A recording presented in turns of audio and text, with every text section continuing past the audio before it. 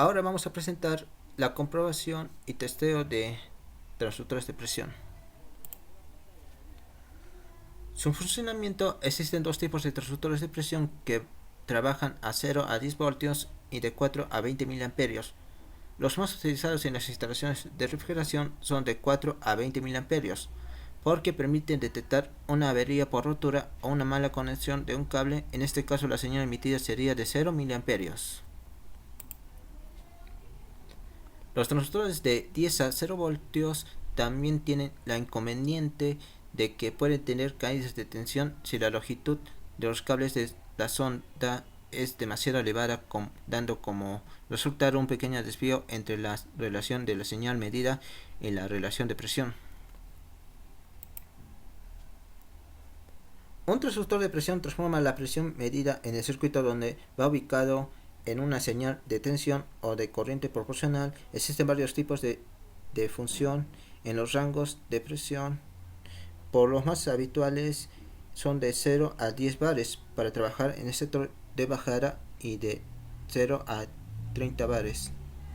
Para trabajar en el sector de subida, como podemos ver en la gráfica, el sensor de 0 a 10 bares tiene una pendiente mayor que el sensor de 30 bares. Ambos sensores de presión transforman una señal de 4 miliamperios a la presión de 0 bares. Sin embargo, a la presión de 10 bares de la señal de salida en el sensor de bajada máxima, mientras que la señal de salida en el sensor de alta presión es máxima. La presión de 30 bares, como puede observar, para el resto de valores intermedios, la señal de salida obedecerá la siguiente relación matemática, siendo mínima igual a 4 miliamperios, el valor máxima igual a 20 miliamperios, el valor de la presión máxima a 10 bares. Para el caso de sensor de baja presión, 30 bares parece el sensor de alta presión, P mínima de 0 bares, y en ambos casos IP la presión de medida en el circuito. Conexión eléctrico. La conexión del cable de la sonda puede hacer a 2 o 3 hilos. El primero es propio de los sensores de presión, que nos da una señal de 4 a 20 miliamperios, y el segundo es propio de los sensores de tensión, que nos da una señal de 0 a 10 voltios.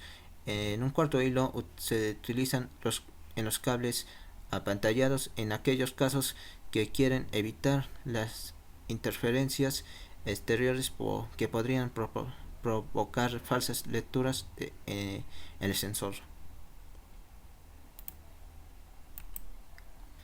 Al destapar el conector de cables del cuerpo de transductor, nos encontramos con cuatro conexiones identificadas con la numeración del 1 al 4, una numeración que deberían respetarse según las instrucciones de conexión que nos facilita el fabricante. En nuestro caso, sonda de presión con salida de 4 a 20 miliamperios. Conectaremos la alimentación de a 24 voltios, la conexión continua a pin 3 y la señal de 4 a 20 miliamperios al pin 1 para testear el sensor y comprobar. Para que está en buenas condiciones, deberemos hacer el uso de una fuente de alimentación que nos proporciona los 24 voltios de corriente continua que necesitamos. El positivo de la fuente lo conectamos en el pin 3.